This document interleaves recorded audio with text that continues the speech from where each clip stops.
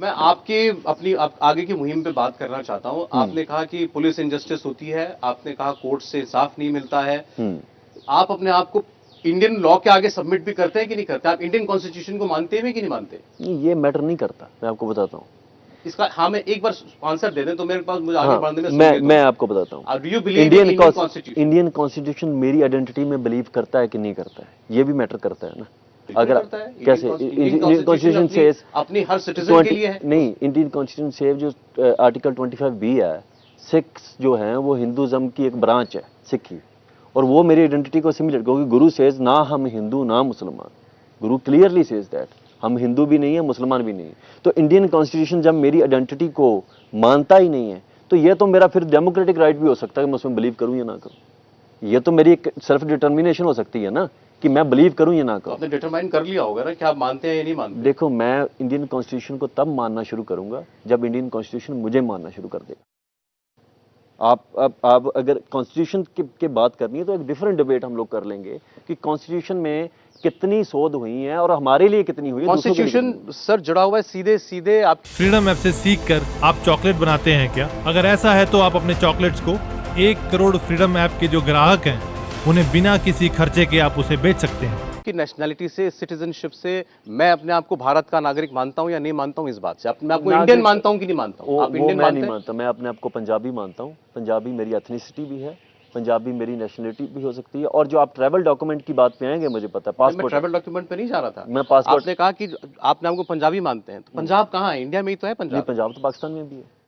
तो फिर अपने आपको पाकिस्तानी तो नहीं कहते आप? नहीं, मैं वही बोल रहा हूँ ना, पंजाब को कैप्चर कर लिया गया दोनों साइड से। पाकिस्तान पंजाब चला गया, इधर पंजाब आ गया। पंजाब एक आइडेंटिटी है और Punjab identity doesn't require any other umbrella identity to define.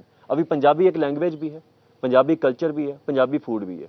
India कोई लैंग्वेज नहीं है, इंडिया कोई फूड नहीं है, इंडिया कोई कल्चर नहीं। लेकिन Punjabi language, Punjabi culture, Punjabi food, Punjabi religion, if you call Sikh Punjabi religion, born on land of Punjab, ये सब इंडिया में है या नहीं है? नहीं, इंडिया में तो, पाकिस्तान में भी वही मैं बोल रहा हूँ। तो फिर आप कैसे कहेंगे ये कि इंडिया का मसला है?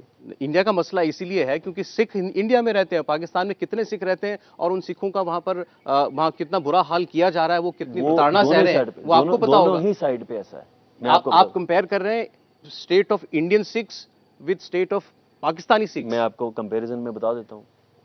जब 1947 में पार्टीशन हुई, पार्टीशन में सिखों ने चूज किया यहां पे आना, हो गया। उसके बाद सबको लिंग्विस्टिक बेसिस पे स्टेट्स बन गई, गुजरात बना, महाराष्ट्र, सब स्टेट्स बन गई लिंग्विस्टिक बेसिस पे।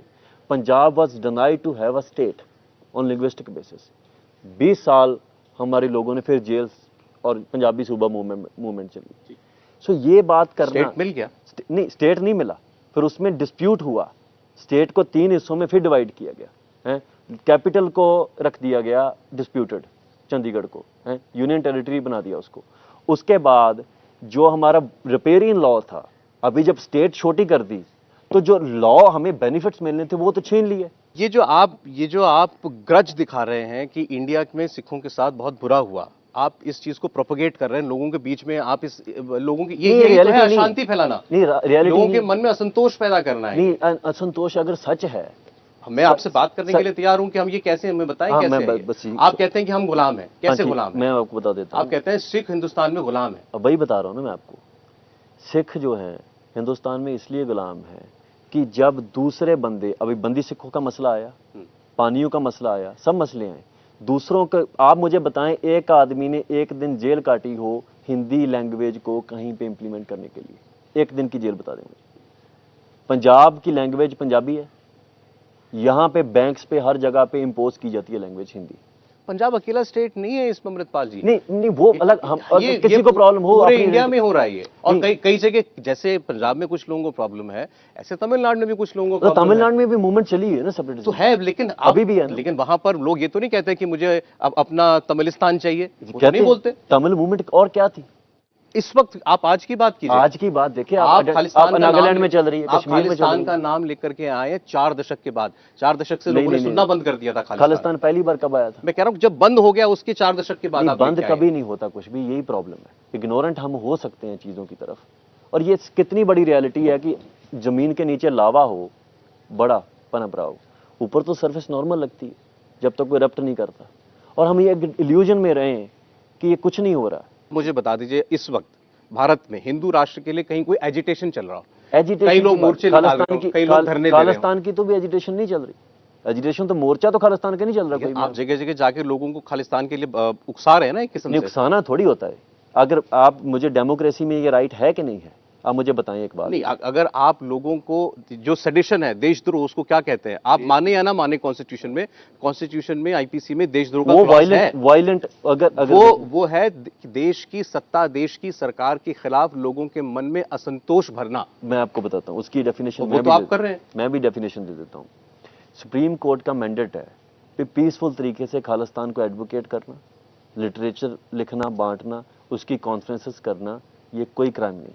2006 में सुप्रीम कोर्ट ने ये मैंडेट दे दिया। Supreme court law making authority है ना इंडिया में। जहां तक मेरी जानकारी है, सुप्रीम कोर्ट ने ये कहा था कि सिर्फ कोई नारा लगा रहा है खालिस्तान का तो पर से वो देशद्रोही नहीं हो जाता। और मेरी बात सुनिए, इंडिया में सिमरनजीत सिंह मान एक एमपी हैं जिनकी पार्टी है श्रोमणी अकाली दल अमृतसर, जो खालिस्तान के नाम पे इलेक्शन लड़ती है। आप वो सही कह रहे हैं। एमपी बन गए। वो आप सही कह रहे हैं। हाँ, तो फिर क्राइम कैसे हो गया? ये ताज्जुब की बात है कि वो पब्लिकली खालिस्तान को प्रोपोगेट करते हैं और वो भारत की संसद में बैठते हैं। ये वाकई ताज्जुब। ताज्जुब नहीं होता, मैं आपको बताता हूँ, यही डेमोक्रेसी होती है। वो तो डेमोक्रेसी कैसे? अब उनको लोगों ने चुन के भेजा हुआ ना। अमृतपाल जी, ठीक है, मैं कह रहा हूं, अभी हम कॉन्स्टिट्यूशन की बात कर रहे हैं ना। मैं कॉन्स्टिट्यूशन की शपथ खा के इंडिया के पार्लियामेंट में बैठा हूं और मैं कह रहा हूं कि मैं इस कॉन्स्टिट्यूशन को मानता ही नहीं। और वो तो ब्रिटिश इंडिया में भी था।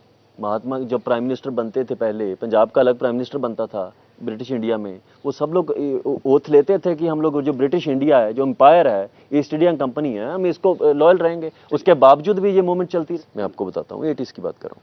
मिलिट्री को पंजाब में भेजने के लिए एजिटेशन होने लगे। इवन जो अडवाणी और ऐसे लीडर्स थे, उन्होंने मार्च निकाले पंजाब में मिलिट्री भेजो है। उसका रिजल्ट क्या हुआ?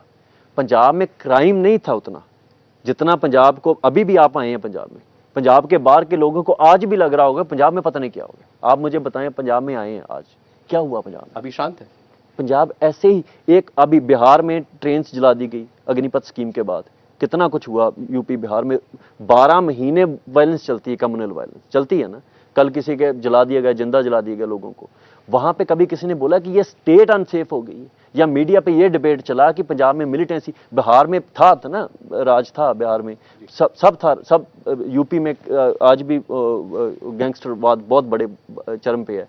तो वो सब कौन बोलता है वापस? ऑर्गेनाइज्ड क्राइम, माफिया का क्राइम, कहीं कम्युनल राइट हो जाना, ये आप ठीक कह रहे हैं, पूरे देश में होता है और कई शहरों में और हर राज्य के अंदर ऐसा होता है। लेकिन इसकी हम तुलना मिलिटेंसी से, उग्रवाद से। फ्रीडम ऐप से सीख कर आप चॉकलेट बनाते हैं क्या? अगर ऐसा है तो आप अपने चॉकलेट्स को 1 करोड़ फ्रीडम ऐप के जो ग्राहक हैं उन्हें बिना किसी खर्चे के आप उसे बेच सकते हैं। टेररिज्म से नहीं कर सकते हैं। मिलिटेंसी, आप जिस दौर की बात कर रहे हैं सर, उस दौर के अंदर फरमान निकाले जाते थे कि इनको कत्ल करना है, लिस्टें बनती थी कि इनको कत्ल करना है, बसों से निकाल के लोगों को मारा जाता था। और 2 इंसिडेंट हुए, मेरी बात सुनिए, 2 इंसिडेंट हुए हैं।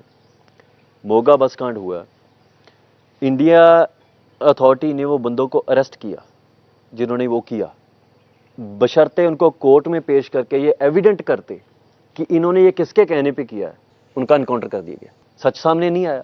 Dead man never talks. अभी होता क्या है मैं आपको बताता हूं। आपकी पहली सिंपैथी जो है उस आदमी के साथ क्यों है जो जिसको शक में पकड़ा, उसके साथ क्यों नहीं है जिसको बस से निकाल के नहीं, मेरी सिंपैथी उनके साथ भी है।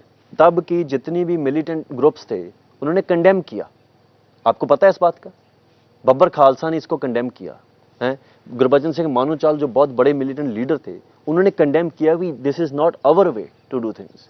ये किसने किया? और ये हो कंडेम करते हैं इसको, ऐसे एक्ट्स को कंडेम करते हैं। लाजिम सी बात है, जिसका कुछ लेना देना नहीं है उनको बस से निकाल के मार देने को मतलब कौन कंडेम नहीं करता? इंडिया टीवी हर वक्त हर जगह डाउनलोड करने के लिए सर्च करें India TV news Google play store या ऐप स्टोर पर।